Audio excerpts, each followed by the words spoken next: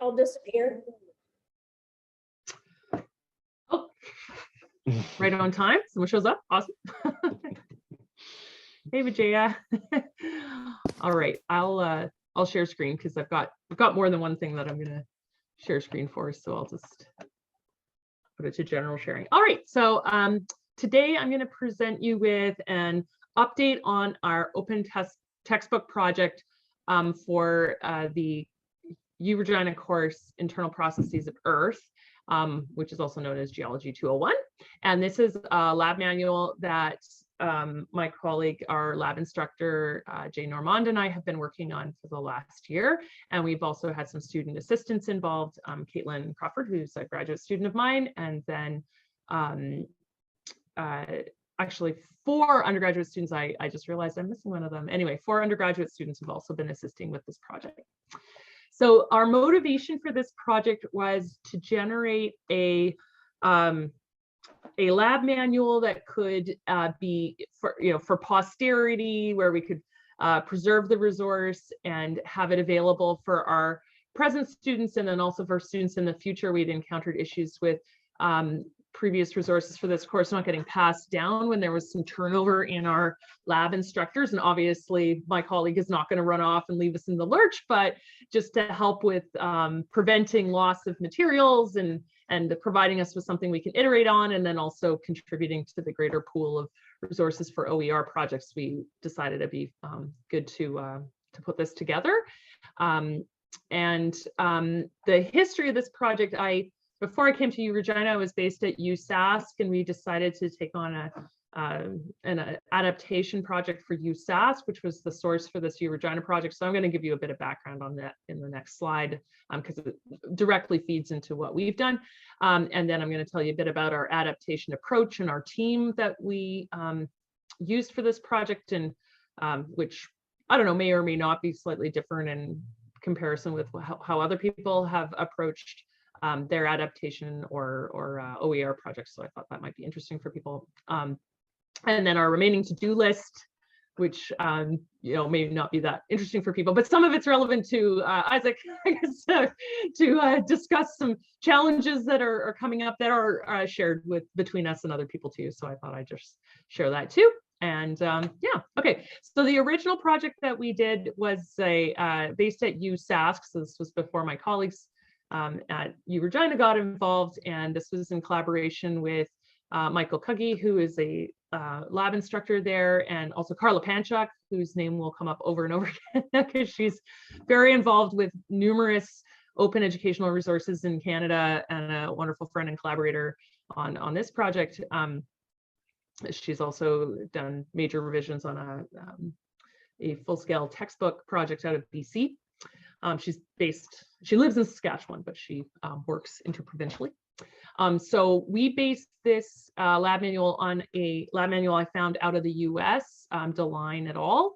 From the University of North Georgia, which was a pretty nicely put together introductory physical geology lab manual that was actually designed for remote education, which turned out to be very fortuitous. When the pandemic hit, we were kind of poised to adjust a little bit more easily because of the design of that textbook and the way that propagated into this project and our U Regina project. So our motivation there was to break free from commercial textbooks and content control. They'd been using a lab manual at University of Saskatchewan that was under commercial control, and even though Michael Cuggy was the author of that textbook, he was unable to make edits, which was very, very frustrating, because there were certain things about it that were frustrating that we wanted to work on, and so hence this project. So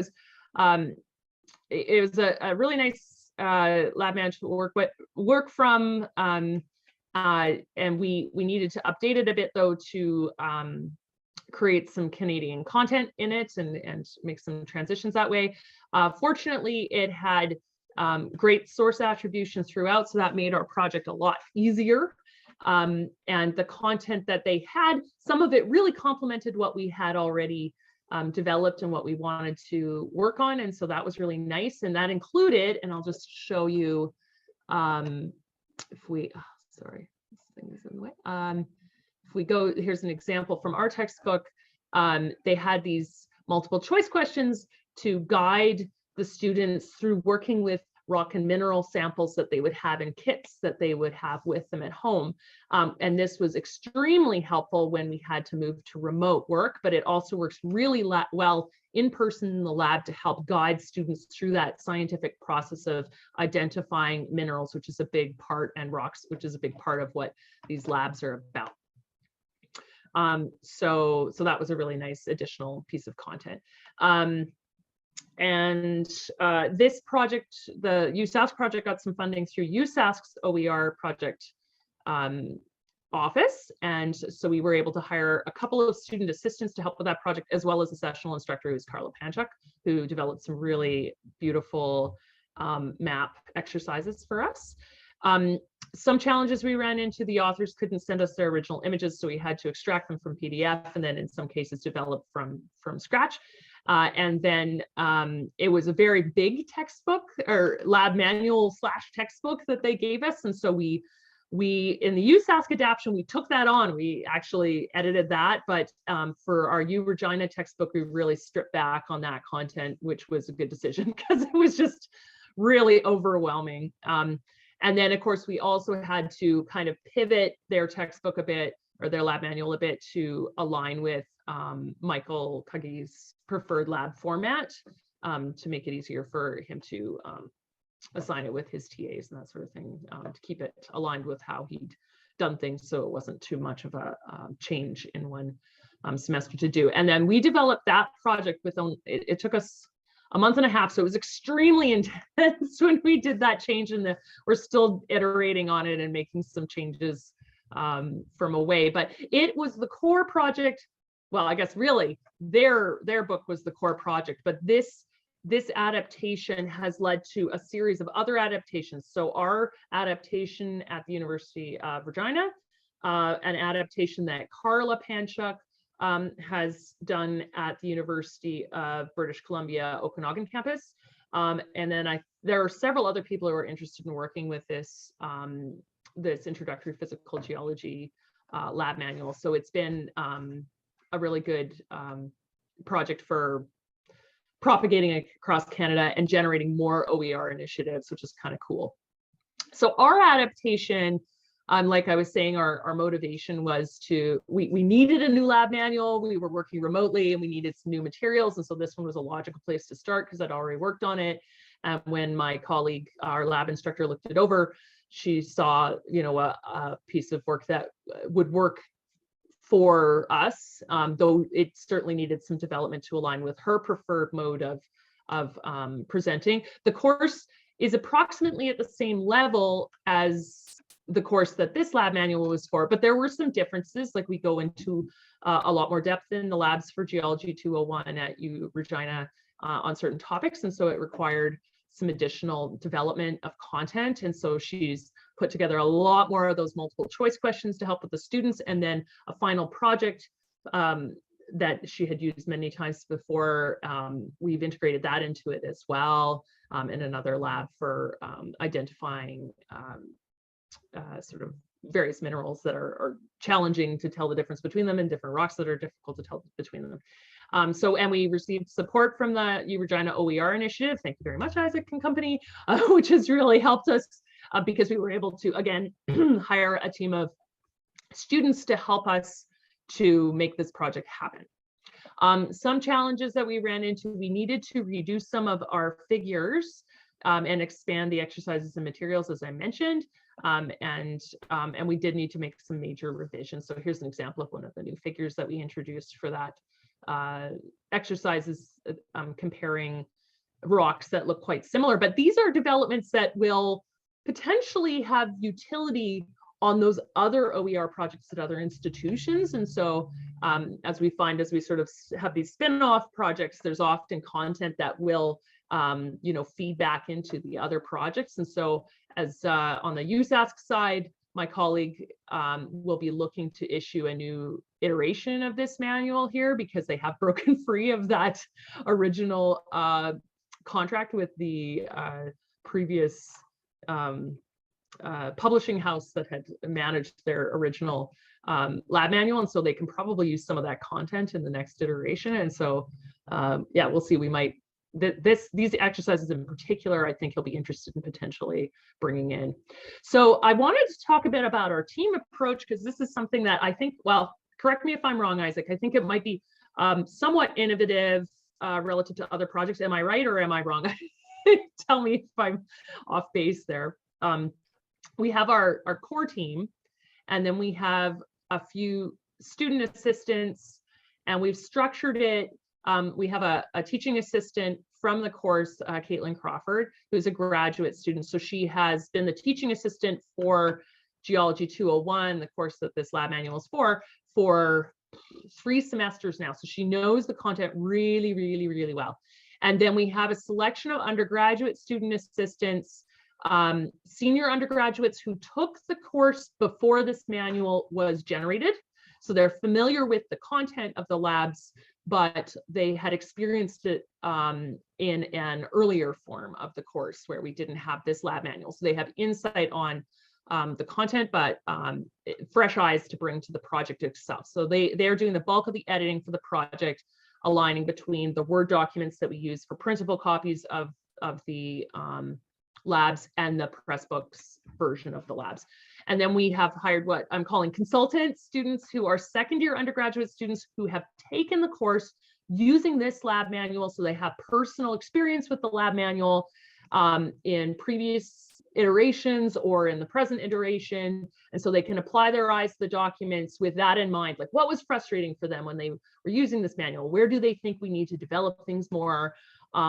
We chose students for the consulting roles that had personal perspectives to bring to the table as well about accessibility issues, English as an additional language considerations, and so they could offer their recommendations about how to render the document hopefully more accessible to students with learning considerations that we should be accounting for, such as English as additional language issues, physical interaction issues, or visual interaction issues. So one of the students has a visual ability issue that, so they have integrated some accessibility features in to enhance the visuals within the document. Anyway, having these people provide us with some recommendations to improve the learning for all the students using this lab manual. So those are consultant students. So they kind of swoop in, spend a few hours here and there, giving us really intense content that we can go back, chew on, and pass off to our senior undergraduate students to integrate into the document. And then we're communicating as a group through Discord forum, Google Docs, and weekly to bi-weekly meetings was what we did last summer. And then we're just ramping up to do that again. So sorry, Isaac, I did give you a chance to respond, but how does this compare with other people's models? Is anyone else doing something similar to this? Not in the least. You are super, super organized. I don't know if I'd say that, but it's just a different model for coming at the problem. And one of the motivations for doing it this way was, well, in the USASC project, we had 2 undergrads working on it, and they were both quite motivated and engaged, so that worked out well. The lab instructor I'm working with, and I discussed this in advance, and because we really needed to get it done, as much of it done as we could during the summer, we were a little concerned that if we had just one student working on the project, then if they got a job, which is a big concern for us actually right now in geoscience, because there's a lot of jobs and it's hard to hold on to people. And so we just wanted to have some insurance that if one person got pulled away, and we wouldn't fault them for that because the jobs are really good right now, that we would hopefully have still at least one person working on the project. And so we decided to split it up. And then I got this idea of consultants that I thought might be fun to explore. In practice, this worked out, I'd say, pretty well.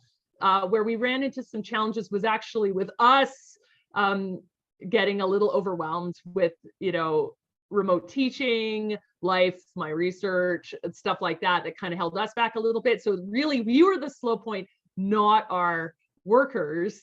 And so to address that, my sort of take-home recommendation would be these weekly to bi-weekly meetings to touch base, even just for a half an hour, are super critical for lighting a fire under our butts to do those things that we need to do to help enable them to move forward, and for us to offer them that management. So the teaching assistant, graduate student also, that was our original plan, was for them to kind of fill that role, which worked out in part. My student had to do some travel, so she wasn't able to be around as much. So I think it was helpful to have this teaching assistant in there for her perspective. But I think in future, I would sort of move their role down into this workers role rather than as a part of the leadership team, because I think it's probably a more accurate description of what her roles ended up being, which is fine.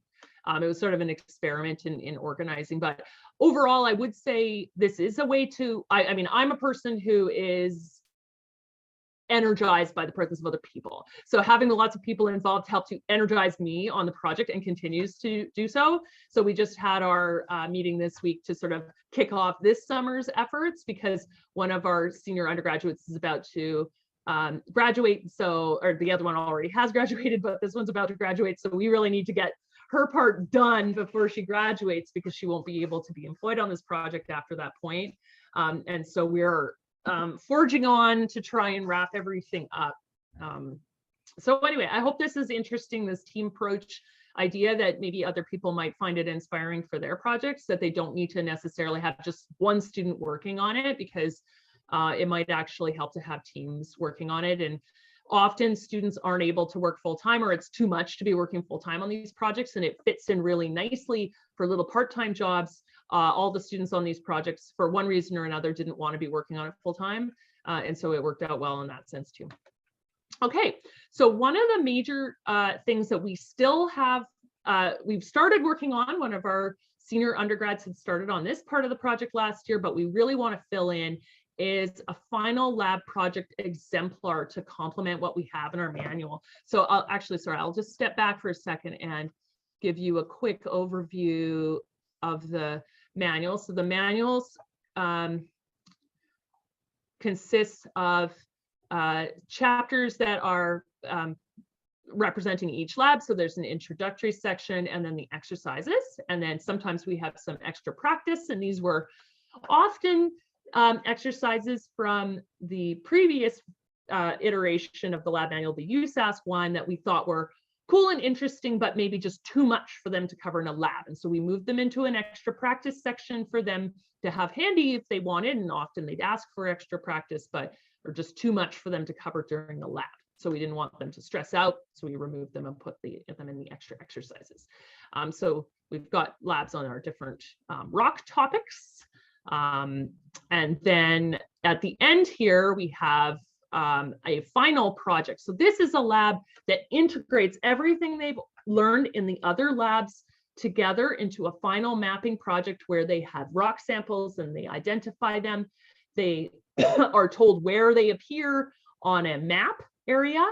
So they're presented with a base map that doesn't have the locations of the rock units mapped out on it. They have to add that information after they put in these different rock types. So it's an exercise that simulates a field experience as a geoscientist working in the field and identifying rocks and minerals in the field, and then preparing a map and a cross section through the earth of what they have found. So it's a really formative experience that's really important framing for future courses that they'll take in our program, because they're integrating everything they've learned in this second year course. And it's especially important for upper level structural geology courses that they will take, that are often some of the most challenging courses that they'll take in our program. So I guess the equivalent in chemistry might be organic chemistry, where everyone's sort of like biting their teeth and dreading this course. That's what structural geology often is for our students. And so this is a really important capstone, I guess, exercise that helps prepare them for those upper level courses. What we found was during the pandemic, this project was very challenging for the students when we were working remotely, and they basically all tanked. And so and that was with the first iteration of this lab manual. And so this was something we really want to address in case we ever have to go remote again. And just generally for learning, we felt this would really add to things. So here's an example of what a student produced. And this is not an example of a tank. This is a perfectly fine version of it. So they create this map and they map out where the different rock units are based on their rock samples, which are labeled with these numbers here. So they figure out what the map looks like, and then they do a cross section through it. So this is what it looks like if you go down into the earth. And so in the group that hadn't, this was from an in-person group where it's much easier to help them, and it was definitely much improved experience for them. But for those who had to go remotely, they didn't get this kind of result. They really struggled to produce even this base map. So what we want to do is produce an exemplar, not the same map, obviously, as what they have to work through. So we're in the process of creating what we're all a Franken map based on a field area in northern Saskatchewan and Manitoba that has sort of like personal significance to a bunch of us. So we've created this Franken map that the upper level undergraduate student developed. And so here's an example. I don't think this is actually the Franken map. Jeanette wants to comment on that. I'm pretty sure it's not, but this is an example of what the map would look like, something like this. And then we'll also offer an example of a cross section like this for them and sort of walk them through what the process would look like to generate their final project maps, but not with the actual final project. So they'll have to go through and do that process themselves on their project, but we're hoping that having those the exemplar will help them to really understand what is expected of them and get to this end product and really understand it better. And so that was requested by numerous students, and we're hoping that we'll see that it will also lead to improvements in experiences as they move up through the program, and will be able to assess whether it's been effective, not only through their products of their work in this course for the final project, but also, of course, as they move up in the program and see how they do in the next course, especially in structural geology. So our final things that we need to get done, I mentioned these things before. We're motivated by our team member who's graduating, making some edits to figures where students have struggled in the lab. So there's been a few figures where students are struggling to get over some threshold concepts. So we're really intrigued actually by the H5P seminar earlier today, and we're inspired by that. We banged out a few ideas this morning, and so we might integrate some of those sooner than later to help with some of those concepts. We'll see how we get on. So thank you for that, Isaac and company. And we really want to ensure that we have really good organization of all the materials we use to develop this project for posterity purposes in case we go back and do another edition of the lab manual and need to tap into some of those working files for images and that. So we're going to get that all organized as well. Integrate some H5P exercises that Carla Panchuk has developed for the UBC Okanagan Manual project that really nicely work with what we've done. So here's an example of that. This is a H5P. It's just a little slide presentation that goes through how to generate a cross section from a type of geological map. So here's the geological map, and then you end up with this cross section in the end. And that's one of the things that students find very challenging. And so this is a really useful exercise going through that, how to read the map and come up with that. So we're going to integrate that one and maybe make some of our own as well. And we need to do some final proofreading and actually doing the transfer to Pressbooks. I was speaking with the TA, Caitlin, this morning about, I asked her about how how students were using it. Are they using the online version more or the paper version? And it's actually very mixed. So some are exclusively using the paper version, some are using the Pressbooks version. So we need to provide both, and like any of the HP5s, we kind of need to have a paper-based equivalent version too. So we're keeping that in mind and trying to keep it egalitarian that way. But the Pressbooks version is still really important to us, even though our manual, for the most part, it's like on paper-based exercises in the lab because it's very hands-on. But it's still super important to have the Pressbooks version, I believe.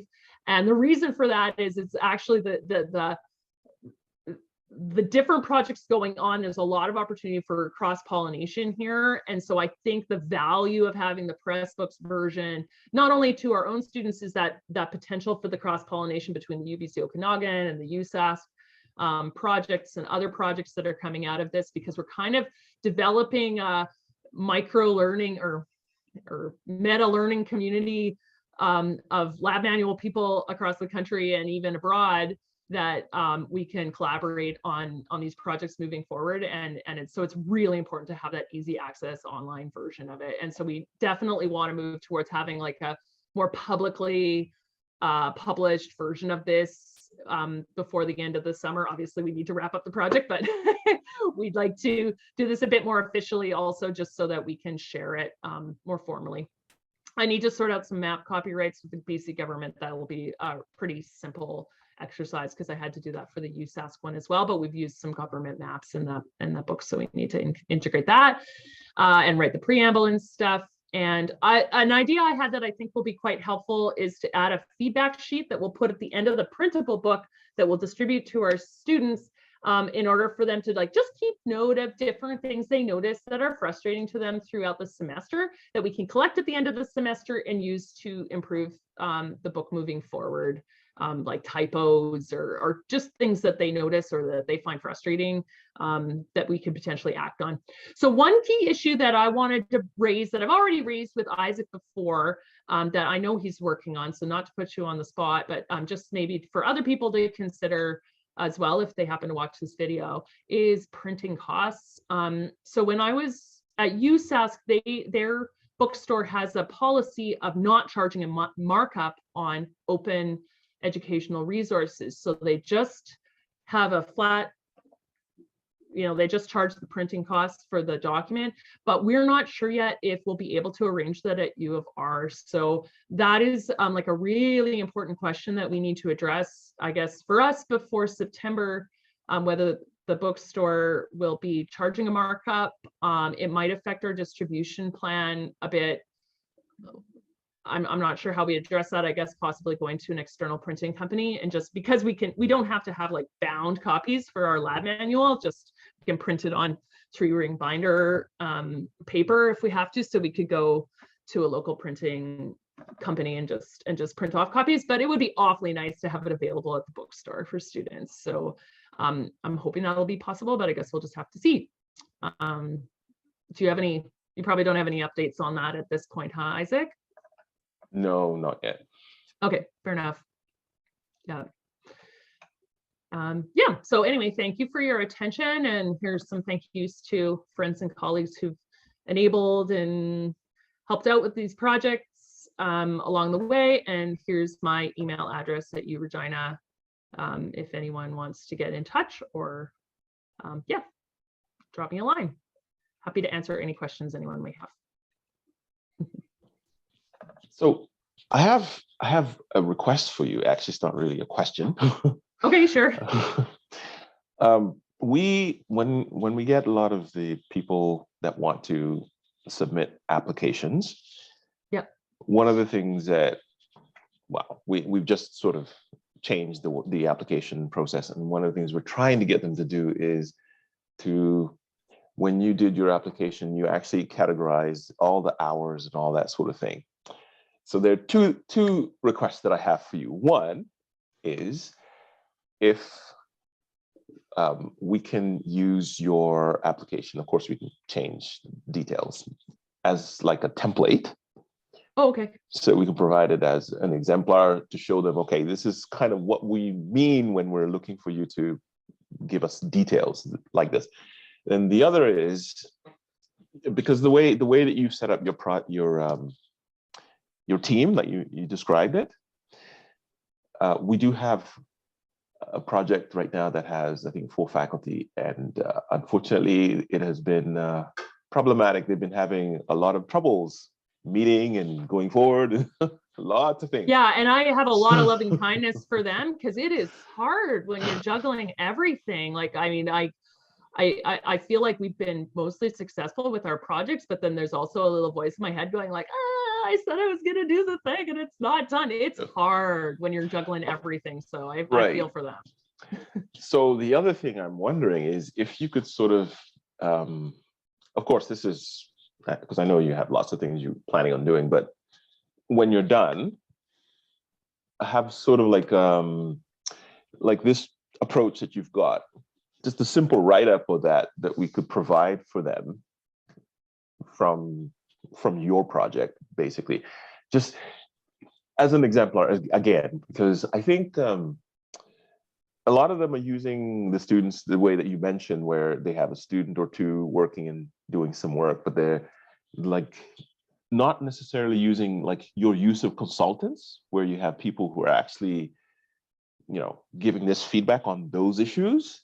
That's really, really significant, because in the one of the issues for OER is making sure that these resources are actually inclusive. So this becomes an issue, and not everybody is taking care of these issues. So this would be kind of something that would be useful for those that want to do the project to sort of have available, so they can learn from what you've done on some of the things that they can do to develop a resource that's inclusive, like this consultant stuff that you have here.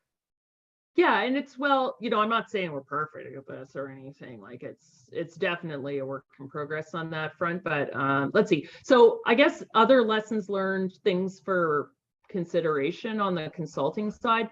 So one of the issues with the consulting that is a challenge is, like, again, often students have more than one job. And so right. I think also, especially if you're drawing in consultants who, like, for example, one of our consultants is a student who has ADHD or a similar learning challenge.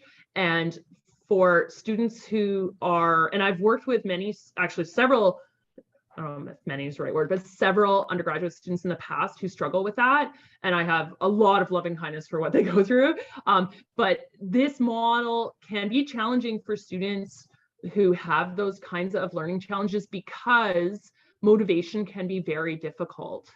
And so, like, deadlines and stuff can be tricky. And so what I've proposed to the student who we've been working with in that capacity, who does struggle with that, is to, rather than like sending them a document and say, oh, get us this document back by this time or whatever, I suggested to that person that instead we meet with them for a session, for like a 2-hour session, where we go through the document together and they give their insight as a person who struggles with these learning challenges. And then we'll record that session or take notes on that session for our reference. And really it'll be more like less written feedback, more of a what's the word for it, when people have like a pilot group kind of thing, or a focus group. A focus group kind of experience, where we get the input from that person about their experience. And a lot of the things that they like, because they've gone through the course, they can look at it and go, ooh, that would be awesome. And like they were a major proponent of this. We need an exemplar. That's what they told. Huge input from them was like, we really need that. And I've heard that from students with ADHD before and ADD before. Exemplars really help them, like, be more confident moving forward, give them something to work from to help them build the skills, and give them a sandbox that's like a lot more contained to help focus their work. And it's really important. And of course it helps everyone. That's the great thing about these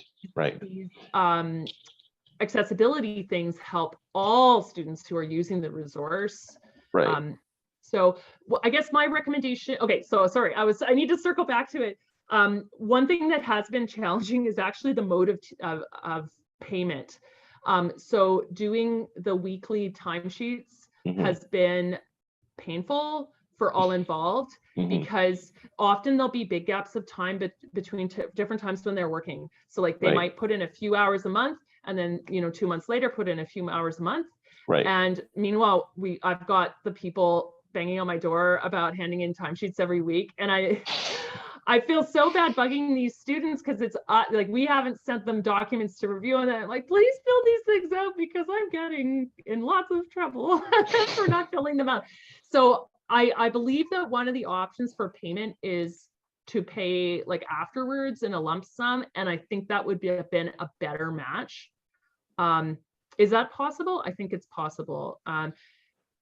With the senior undergraduates, it made sense to go hourly, weekly, because they were putting in more time regularly. But for the consultant roles, I would suggest having a lump sum payment after services are rendered, or a monthly arrangement, if that's possible.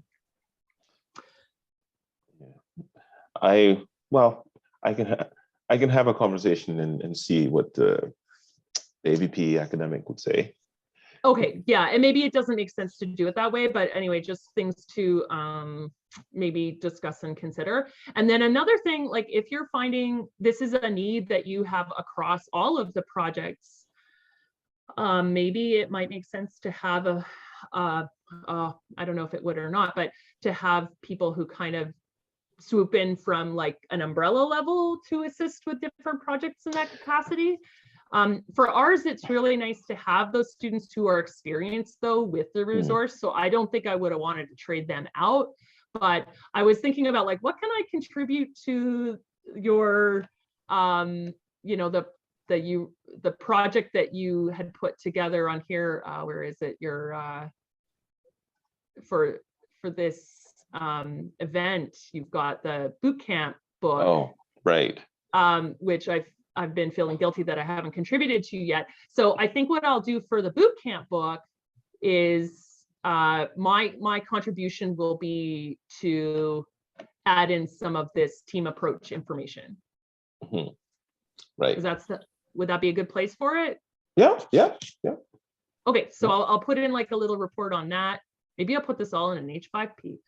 My presentation. Practice.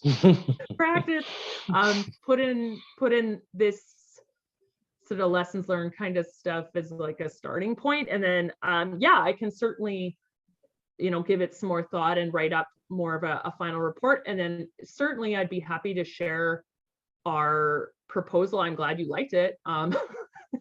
I think I'll need to strip out some details for privacy considerations. Yes. But yeah, that's fine with me. I'm happy to share if it's helpful for other people.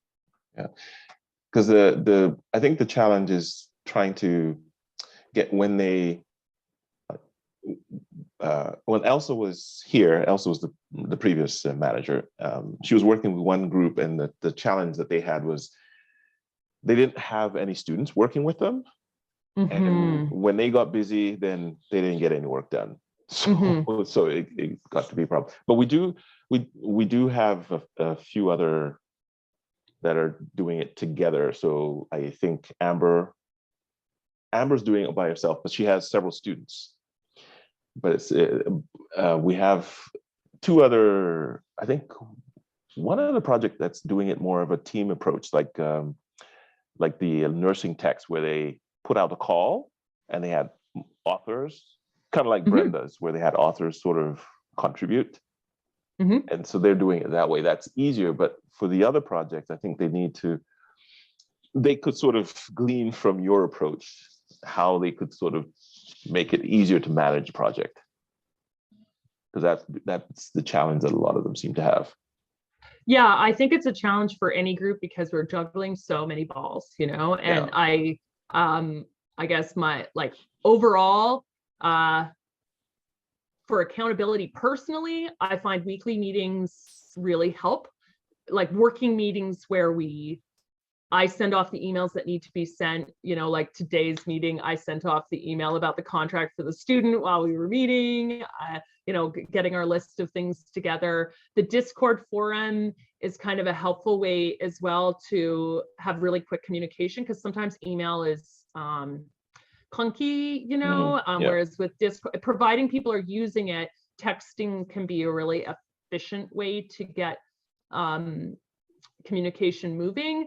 We have a Google Docs set of folders where I would distribute the documents to the various students working on the projects. And so they could download the document, add with track changes. I just taught them how to use track changes, and then they could add in their comments and track changes notes for typos and stuff, and then re-upload it, and then we could work from that, which worked pretty well. And then also tracking time. So one challenge with having multiple undergraduate student assistants is tracking the time and making sure we don't go way over budget or anything. So I have a spreadsheet, and I just worked up like how many hours are they getting from the start, and then just keeping track of that. Like super simple, but it just, keeps one from getting too stressed out about that side of it too. So I can share some of that as well. Like maybe it would be better to share as like a Q&A kind of thing. I don't know, for future. So in like next time we have one of these events, I can focus in on this team approaches to OER projects if you want me to. I can talk to Carla as well. I think she's mostly for her projects, Carla Panchuk, like we hired her as a sessional on this project. So I guess one limitation of our U Regina projects is we can only hire students, right? In this case, we were allowed to, which was a real godsend, because she was able to do some of the more elaborate diagrams. And she already had like plans for these because she had developed things for her other courses. And I mean, she's a heavyweight for this kind of stuff anyway. It's just wonderful to have her involved and to be able to pay her as well. But I recognize that's an unusual situation to be able to do that. So the student mixing seniors and low-level undergrads is a good way to balance it, because the senior undergrads have insight from upper-level courses as well to do finer tuned versions of figures and things. Like they understand better the theoretical work. Jeanette, do you have any comments on that to offer? Or maybe she's had to step away. Anyway. Yeah, no, I'm here. Sorry. Yeah, they definitely do. They definitely, like, we gave them a general idea for certain figures that we wanted, and they just totally ran with it. I mean, these are very exceptional undergrads that we've had working for us, I have to say. It doesn't necessarily state that, all undergrads would be like this, because they managed to take the rough ideas, flesh them out, produce some pretty nice images from that, and definitely get quite far on them. They may not have totally finished them before they had to leave, but they definitely spent a lot of time working on it and fleshing them out from our just very basic idea, just a couple sketches on a sheet of paper saying this is what we think it should look like, which is quite good. Right. And I found out with the USask undergrads too, they were like fourth-year students, and they also were able to run with it. So I would expect that might translate well to other science disciplines, at least, where if you get those higher level students, they'll kind of enjoy digging into it. I mean, we did select students who were stronger as well and had a good eye for detail. And the one senior undergrad coming in as a visually impaired person, we weren't even aware they were visually impaired before we started chatting with them, and they self-identified and then also shared new ideas because they're visually impaired. They, were like, well, we really should develop for the figures, we should have alternative text. And so they developed Right. a set of alternative text wordings to add and put that together in a table for our review. And so they've definitely added to the lab manual. So I guess on that front, you know, not every department may have students self-identify or come forward or even present, because it's not necessarily terribly common. So maybe having a central pool, I don't know. It's what, when we were advertising, I really wanted to be actually quite blunt about it. Like, I actively wanted to advertise and say, I would like people who have various accessibility considerations to reach out and apply for this, because I'm seeking out your input specifically. Right. And I was sort of asked to dial it back. Right. Right. Because it wasn't, like, it was a bit too forward, I guess, on that. But I guess it's sort of something for us to kind of, I guess, chew on, like actively seeking out perspectives. And like I recruited specifically from our class because I knew certain students might be interested. And so we reached out individually as well and asked them to apply if they were interested. So that worked pretty well too. So. Well, it's interesting that they asked you to dial it down, because the people who work in accessibility actually say that you really need to have, if you're looking to make sure that your resources are accessible, you need to have the input of people with accessibilities. So they usually, I was reading through a book on accessibility, and that's one of the things they talk about, that they have people that will go through that have, for example, a visual disability, and they'll give them insight about the challenges and the things that you need to take care of to make sure that things are actually accessible for people with that specific requirement. So you need that input from them. Otherwise, you know, you'll just design something that doesn't necessarily meet the needs. Yeah. And some of the insight is this, you know, things like this individual, we had no idea, and it had actually been a problem for them in their early courses, because we weren't aware to advise them, like, for example, even just if you've got a binocular microscope, one of them has crosshairs and the other one does not.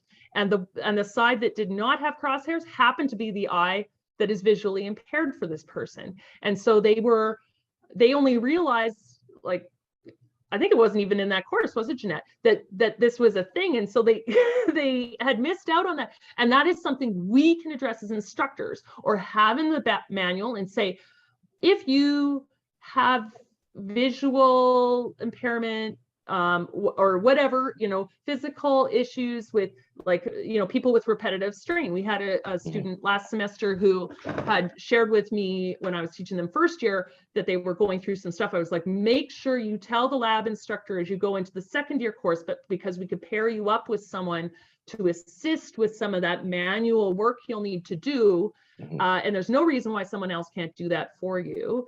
But we don't know if you don't tell us. And so I think it's important with lab manuals in particular, but like this probably also applies for lectures, you know, asking students to self-identify if they feel comfortable to help us serve them better is quite important. Right. And that, you know, the onus is on us to ask the questions. It's interesting with that particular student earlier when that you were mentioning the visual difficulties. It's interesting because at the beginning of lab, I always ask the color problems that people have. And this is not something that I typically ask, nor did it even, you know, come to mind for me. I never noticed it. That's how good this particular person was at hiding it. And I was floored. Right. Yeah. Right. Yeah, it's really enlightening, you know, but we only get these enlightened conversations when we bring people in and actively have the conversations. And so it was really worthwhile having that be part of it. And I can't remember if that's part of the application form, Isaac, but if it's not, it probably should be. Like, how is this project going to address EDI considerations, accessibility? Well, it is part, it's there on the checklist, but I think we need to expand it a little bit more because especially right now that we're, EDI is becoming a critical thing. I actually have a checklist that I've sort of put together. That's something that you can kind of go through. So I think BC Campus has it in the back of one of their resources. They have an accessibility toolkit, and at the back it's got the checklist there. But we need it more laid out so that people can sort of know that, okay, if you're going to have visuals, then you need to make sure you take care of these things. If you have videos, make sure you take care of these things, those kind of things. More upfront, what to do type of things, right? Yeah. Interesting about this student that you may be interested in too is that she actually has done quite a bit of work outside with people who are disabled. And I think maybe we should actually put you in touch with her because I think she might be able to help you with some of these things too. Yeah.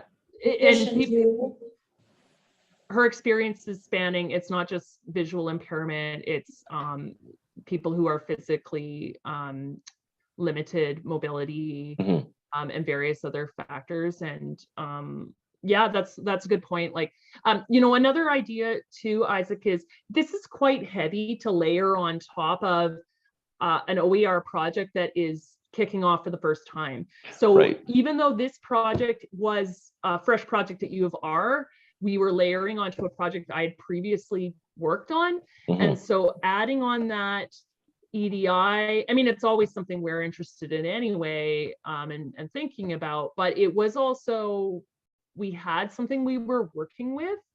And so I think, especially for people who might not be experienced, I mean, not saying we're experts or anything, but if people are just dipping their toes into it, it could be really overwhelming, I guess is where I'm trying to go with it. So maybe like an idea for something to consider from the programming side of it might be an EDI and accessibility, like a grant that's specifically a top up for EDI and accessibility considerations where they can propose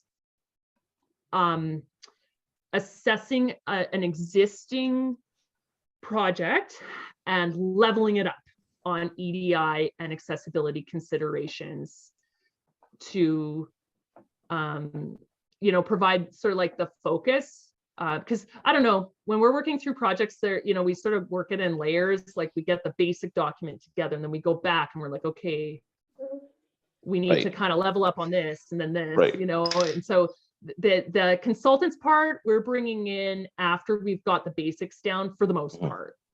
That's a layer on top. Yeah, and certainly without Joyce being around for the initial portions of it to combine with our portions of it, there's no way I would have even thought about doing this. There is no physical way. Yeah, I think because we are looking at one that's more of an open pedagogy, some kind of a specific grants directed in that direction. And I do think this idea is worth, like you said, we have another grant that's sort of in line with the, well, whatever, the smaller grant or something like that, where they can do exactly what you're saying, take a project and then make it more inclusive, right? Yeah, and if it helped to like sort of, I know I kind of want, like, you kind of want to sweeten the deal maybe as well. Like if you sign up for this additional layer after year one, then we'll give you an extra chunk of money to do some more development on other aspects of the project too. Like you want people to be doing this, but once they're done the initial project, if they're just exhausted, which is the thing, then maybe they're going to be like, I can't do this right now. It's too much, but maybe sweetening the deal with like, okay, and we'll give you a little chunk of extra cash as well. I don't know if you'd want to consider doing something like that, but maybe this is enough to to encourage people to do it. I don't know.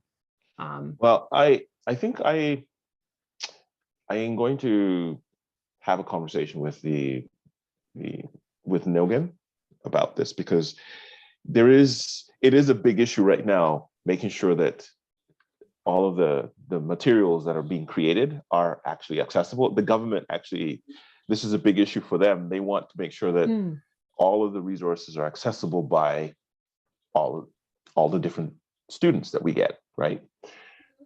But the other question I had for the government people was, okay, so, you know, in Ontario, they have the AODA, and there is a way that they make sure that you take care of making sure that everything's accessible. But in Saskatchewan, we don't really have anything like that, which would be useful, because everybody within the province, all the institutions, all the schools and whatever, would then know that, okay, we need to make sure that whatever we're doing that's public facing needs to be accessible to everybody.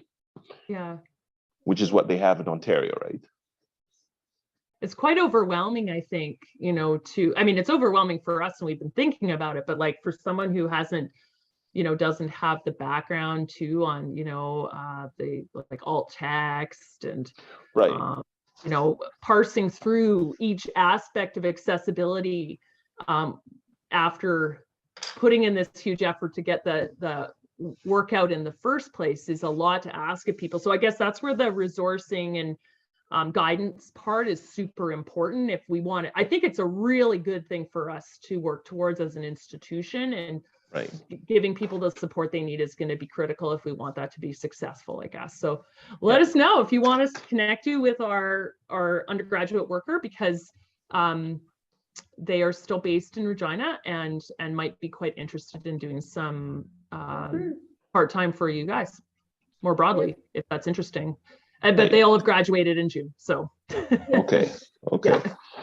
One other thing I was going to say too is that, I mean, for us, our next steps right now is get the stuff out to the consultants and look at this H5P part. So if there was a way of combining those together, because in some ways they do go together in part, in terms of for the EDI part, if there's a way of putting those guys together, that might be useful in terms of, okay, you've got money for the EDI part, but you can also have a proportion of that go to H5P. That's a good point. Oh. Yeah, I think we should prime them for actually when they do look this over, Jeanette, we should ask them, we should give them a little primer on what H5P is so they could flag parts where they think it would be really helpful, especially for accessibility. Yeah.